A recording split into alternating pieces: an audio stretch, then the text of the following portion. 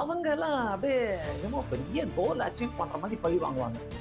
அவங்க லைஃப்ல இதை அச்சீவ் பண்ணிட்டா, அவங்கள பழி வாங்கிட்டா அவ்வளவுதான், வாழ்க்கையே முடிஞ்சுதுடா அப்படின்னு நினைச்சுப்பாங்க. அப்படின்னு ஒரு எண்ணத்துல இருப்பாங்க. எங்க வாழ்க்கையே அப்பா எப்படியாச்சும் தீர்த்து கட்டிடுறோம், எப்படியாச்சும் பழி வாங்கிடுறோம், எப்படியாச்சும் அவங்களை ஒண்ணு இல்லாம ஆக்கிறோம். அப்படி செய்யறவங்களுக்கெல்லாம் என்ன கிடைச்சது? நிம்மதி இருக்குதா? சமாதானமா வாழ்றாங்களா? அவங்க பிள்ளைங்க சமாதானமா இருக்கிறாங்களா? அவங்க குடும்பம் சமாதானமா இருக்குதா? ஒண்ணும் இருக்காது. உள்ள போய் பாருங்க.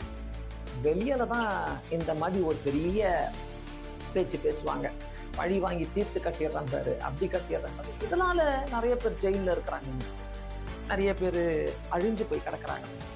பழி வாங்கினவங்கெல்லாம் அவங்க அவங்க நல்ல சரித்திரமே கிடையாது. அவங்க நல்லா இருந்தாங்கன்ற சரித்திரமே கிடையாது. ஏன்னா எங்கேயோ கிடக்குறாங்க, எங்கேயோ கிடக்குறாங்க அவங்க எல்லாம். ஸோ இப்படிலாம் பழி வாங்கி கொலை பண்ணி